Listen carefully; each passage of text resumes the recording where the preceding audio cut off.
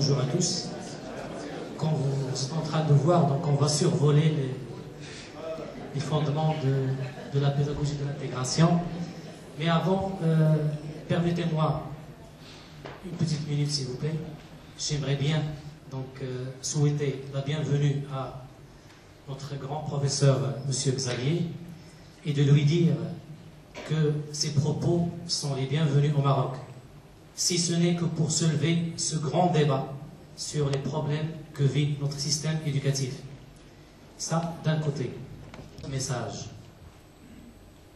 à tous les gens qui s'occupent du domaine de l'éducation à travers le monde et de leur dire que le monde arabe change, que le monde arabe d'aujourd'hui n'est pas celui d'hier, qu'il faut savoir nous tendre l'oreille.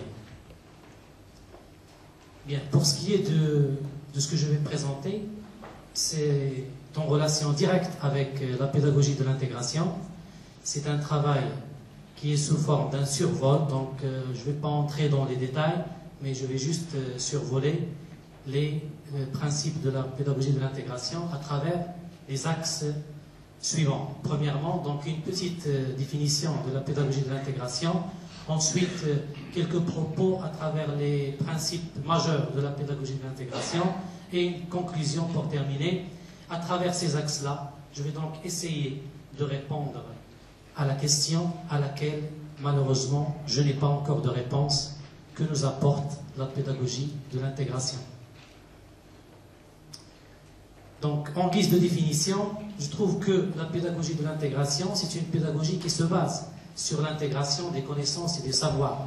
Donc, il s'agit d'intégrer un ensemble de connaissances et de savoirs dans cette approche pédagogique. Donc, qu'est-ce qui se passe? Alors, l'apprenant, bien l'élève tout simplement, il doit donc parvenir à établir, à trouver les liens et les relations entre différents apprentissages qu'il a déjà acquis, afin donc d'aboutir à résoudre une situation dite complexe ou bien d'intégration.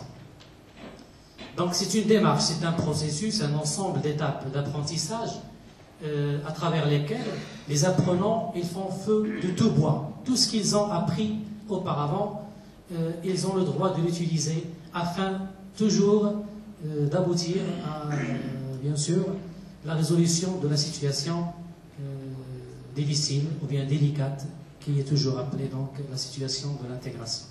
Donc, l'apprenant, il ne se limite pas à l'utilisation des connaissances actuelles, mais il les dépasse pour utiliser aussi tout ce qu'il a acquis auparavant. Pour certains principes de l'intégration, alors c'est le premier grand principe que je vois personnellement, c'est qu'au sein de cette pédagogie, c'est l'apprenant qui intègre. Donc c'est lui l'acteur principal de l'opération de l'intégration.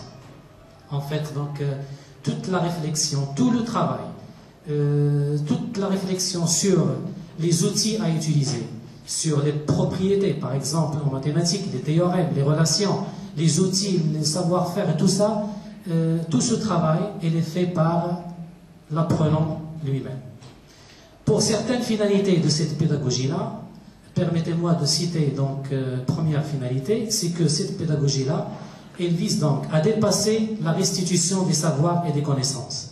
Donc il s'agit de ne pas se limiter tout simplement à une simple reproduction des apprentissages, mais elle va au-delà de la reproduction, c'est-à-dire elle incite l'apprenant à agir, d'accord, en face de la connaissance. Deuxième finalité, c'est permettre donc à l'apprenant d'aller un peu plus loin que la résolution des exercices, donc dépasser la résolution des exercices. Ensuite, cette pédagogie-là a une autre finalité, c'est qu'elle permet à l'apprenant de se trouver face à face devant une situation difficile, une situation complexe, qui nécessite donc une réflexion assez profonde sur la démarche à utiliser pour donc aboutir à la solution. C'est-à-dire tout simplement, en général, si on essaie donc d'accumuler en quelque sorte, si je me le permets, toutes ces finalités-là, le but c'est former une personne capable d'affronter les situations complexes de la vie.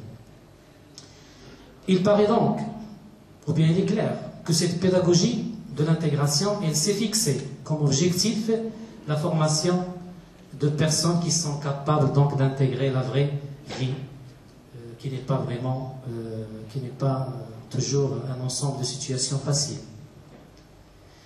Pour certaines, si vous voulez, principes ou bien fondements que je vais essayer de survoler dans cette pédagogie de l'intégration, je commence par le premier principe, c'est que la pédagogie de l'intégration, bon, il se présente comme une mise en œuvre de la pédagogie par compétence de base. Cette pédagogie-là qui met l'accent sur tout ce que l'apprenant doit maîtriser à la fin de chaque année, tout en étant le noyau de l'opération de l'apprentissage. À ce niveau-là, excusez-moi, mais je vois que la pédagogie de l'intégration ne nous apporte rien de spécial. En effet, je m'explique. Si je parle des classes des mathématiques, l'enseignement, il est déjà centré sur l'élève.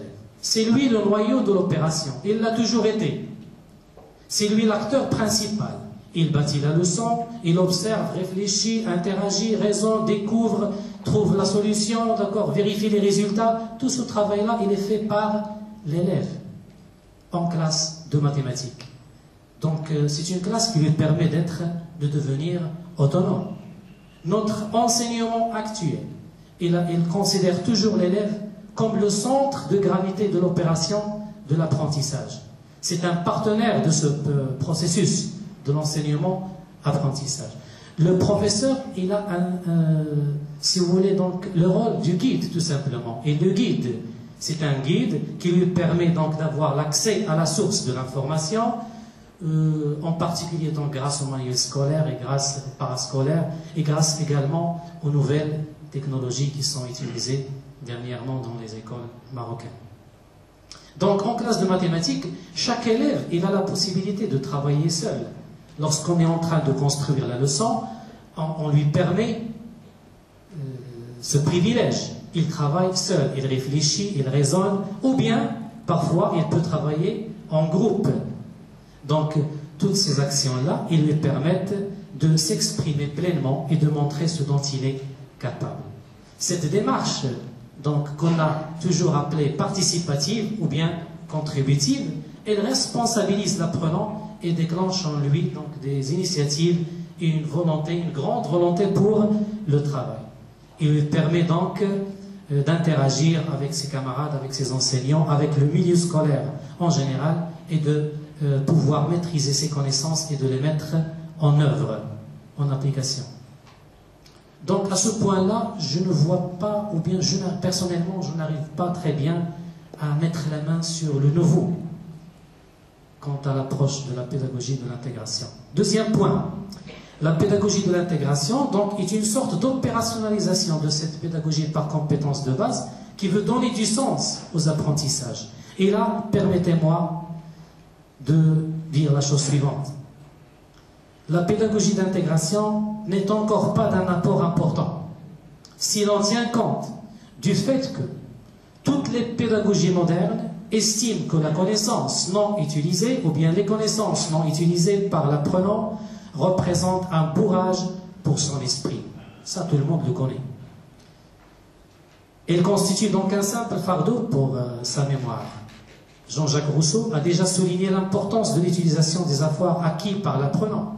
Et avant lui-même, Imam al-Ghazali, lorsqu'il a écrit un traité intitulé « Iqtida' al-ilm al-amal » ومن خلال العنوان اقتضاء العلم العمل يعني أن العلم لا بد أن هذا العلم إذا ما كانش كيتطبق إذا ما كانش كيوجد المجال ديال التطبيق ديالو فهو علم غير نافع. Alors, qui signifie donc tout simplement que le savoir le plus efficace n'est autre que le savoir utile. Un savoir inutile est un savoir qui n'est pas efficace. Donc, où est le nouveau? En outre, si on cherche dans les pédagogies déjà existantes sur le marché de la didactique, la pédagogie par projet, elle assure manifestement cette tâche, à savoir donc donner un sens aux apprentissages. Lorsqu'on travaille par projet, le cours de maths il se transforme en une série d'actions continues qui permettent à l'apprenant de bien s'épanouir. En procédant par projet, la classe se transforme en un environnement, non pas tout simplement une série d'actions, c'est un environnement pédagogique qui favorise l'intégration, non seulement des connaissances, mais aussi des autres aspects de la personne, de l'apprenant, à savoir donc le côté affectif, psychomoteur, etc.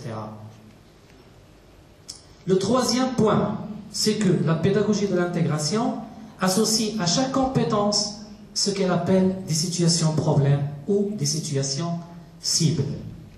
Qu'est-ce qui se passe? Naturellement, on est obligé de passer par différentes situations problèmes pour pouvoir être en accord avec ce que attend l'élève de nous, ses attentes, ses besoins, etc. Cette démarche de projet est en fait, c'est un détour pour confronter les élèves à des obstacles et provoquer donc les situations d'apprentissage. Et d'un autre côté, la compétence ne peut vraiment pas se construire que si l'on passe par la diversification des situations d'apprentissage. Et dans la classe des mathématiques, dans notre classe de mathématiques, la construction des notions, il se fait toujours à travers, et ça, je suis sûr que tous les profs de maths le savent très bien, la construction des notions, il se fait toujours à travers des situations différentes et des activités diverses qui intègrent donc plusieurs savoirs et plusieurs savoir-faire. Et ce qu'il y a de bien, c'est que chaque activité, elle approche la notion sous un angle différent. Donc ça permet d'enrichir l'apprentissage de l'élève. Et d'un autre côté, et ça c'est toujours personnel, la représentation, cette représentation, je n'arrive pas très bien à me représenter la notion de situation complexe qui est véhiculée par la pédagogie de l'intégration. Elle est encore ambiguë. Et peut-être même elle repose sur des hypothèses donc implicites dont la véracité demeure encore incertaine.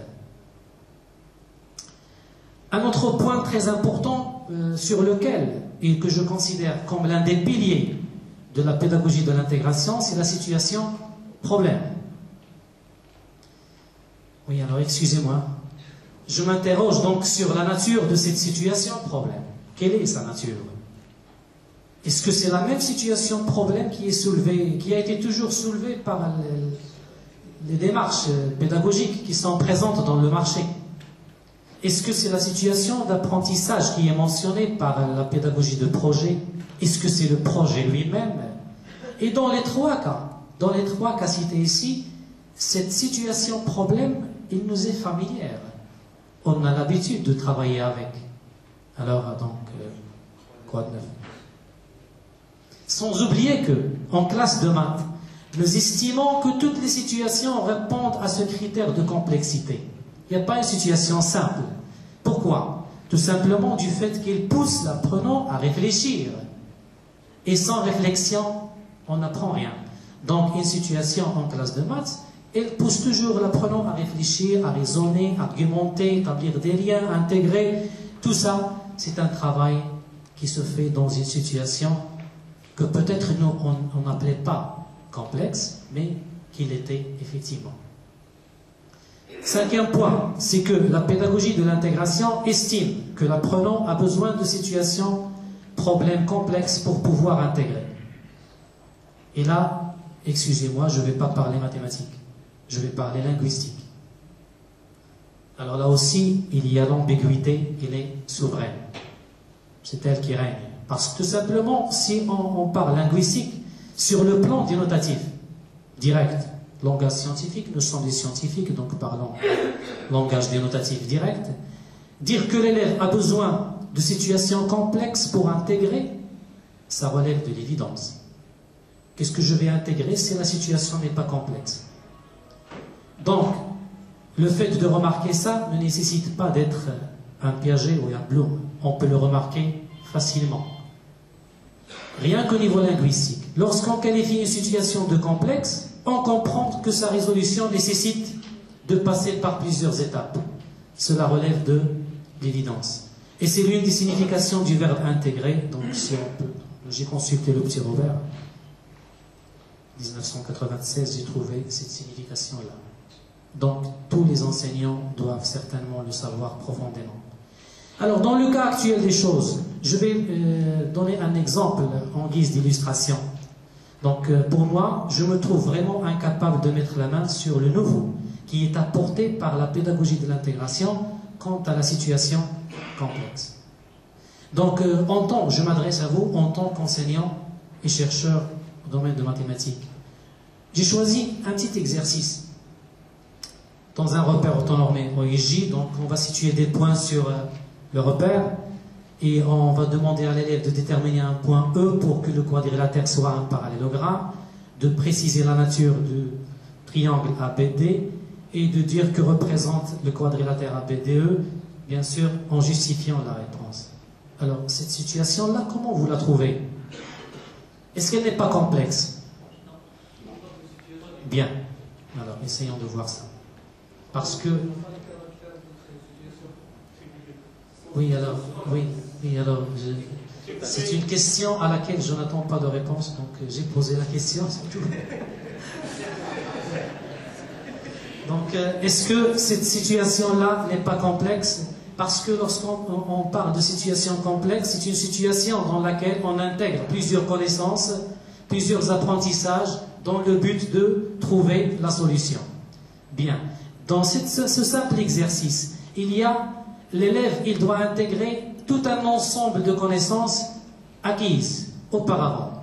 Le repère, dans le plan, les coordonnées, la projection orthogonale sur une droite, parallèlement à une autre, propriété du parallélogramme, relation entre parallélogramme vecteur, égalité des vecteurs, résolution des équations, théorème de réciproque, Pythagore. Est-ce qu'on ne va pas intégrer là? Est-ce que l'élève ne va pas intégrer tout un savoir-faire, l'utilisation des outils de la géométrie, l'équerre, le compas, etc., la règle, et résoudre logiquement une équation?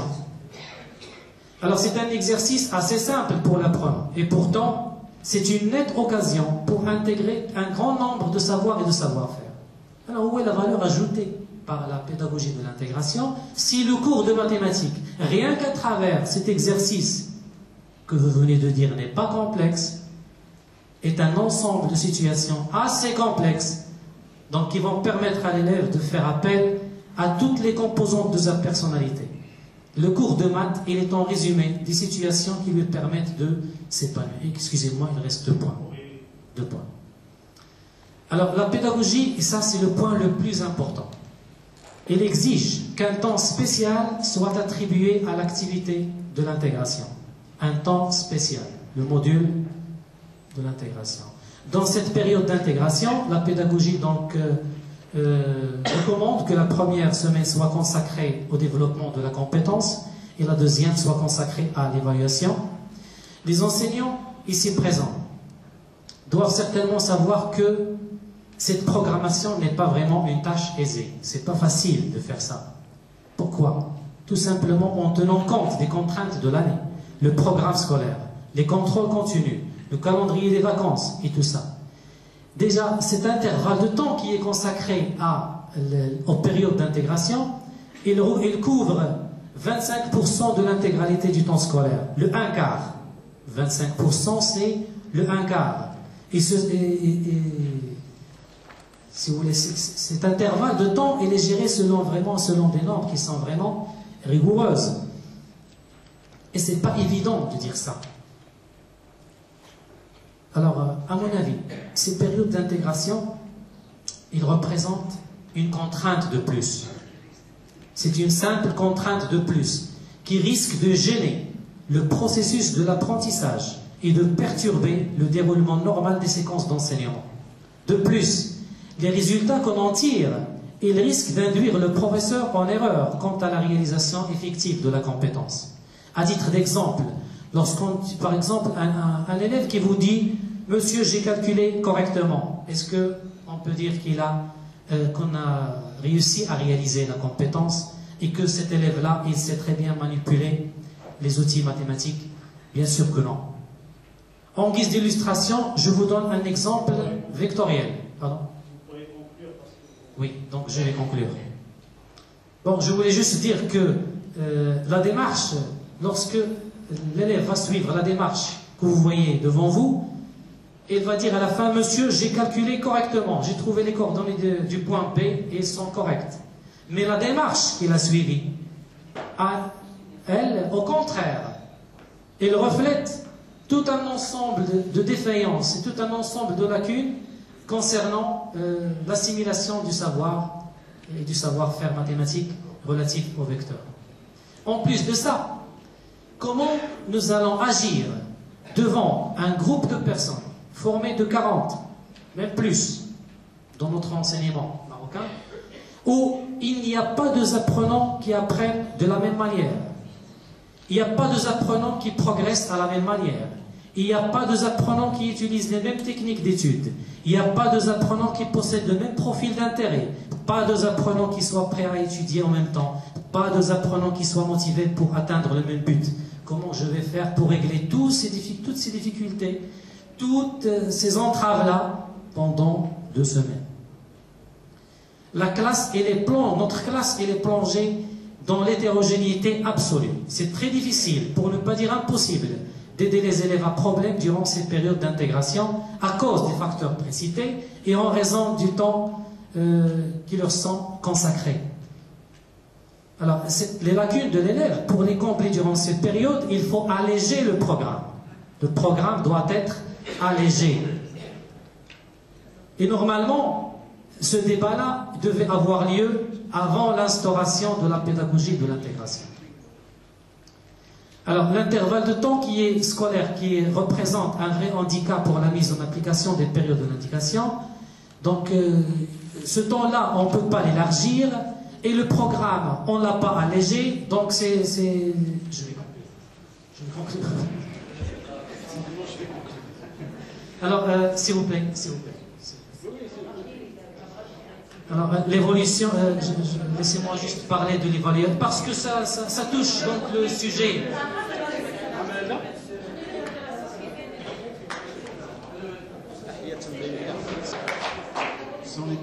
Si on gère un temps, on doit gérer un temps. Je ne demande pas... Juste le temps de ma question de tout à l'heure. Merci. Donc, l'évaluation au sein de la pédagogie de l'intégration, elle a un caractère très important. On a parlé de l'évaluation formative, diagnostique, certificative. Et permettez-moi de vous dire que toutes ces évaluations-là sont présentes dans notre système éducatif. À chaque fois, il y a l'évaluation formative. À chaque fois, il y a l'évaluation diagnostique et aussi à la fin de chaque cycle, l'évaluation certificative. Alors, je vais conclure. Donc, en guise de conclusion, à notre modeste travail, veuillez m'en excuser, laissez-moi vous dire que intégrer des connaissances est un processus qui a toujours été effectué en passant par des pédagogies très connues dans le marché de la didactique, les projets, situations, problèmes, coopératives, différenciées, etc. et toutes sortes de pédagogies que vous avez déjà eu l'occasion de voir. Alors, ce que je veux transmettre ici, c'est que ce ne sont pas les méthodes qui manquent, c'est surtout la mise en application qui fonctionne mal. L'enseignant, donc, il se doit d'être un acteur créateur. Il doit être conscient du fait que la méthode royale d'enseignement est un mythe, ça n'existe pas. Il doit donc savoir élaborer des synthèses au niveau des méthodes pédagogiques actives. Donc, il doit jouir d'une souplesse pédagogique énorme pour pouvoir juger de l'approche à adopter en fonction de la nature de l'apprenant, de ses besoins et de ses attentes. Notre système éducatif, il est certainement souffrant. Ça, on ne peut pas le nier. C'est une situation malheureuse. Les raisons de ces défaillances sont en fonction de plusieurs variables. Mais, en tant que membre du corps enseignant, nous avons la certitude que l'handicap de notre système éducatif se trouve hors des méthodes et des modèles d'enseignement adoptés. Merci. Les participants, ils doivent savoir que tous les papiers, ils sont sur le CD en version complète. Donc ils peuvent les lire après. Et on va, puisque le débat est lancé, moi je vais vous annoncer il faut mettre un forum de discussion pour les gens. On a les emails, on fera un forum sur le site pour prolonger les discussions. En général, si on doit respecter, c'est justement pour des trucs d'organisation et aller directement vers ça n'enlève en rien de la valeur des papiers ou bien de toute autre chose. Donc, juste il y a est-ce qu'il y a question. Je crois que Xavier ne sera pas indifférent à ça. Où est-ce qu'il est? Est-ce qu'il est parti? C'est sauvé. Non.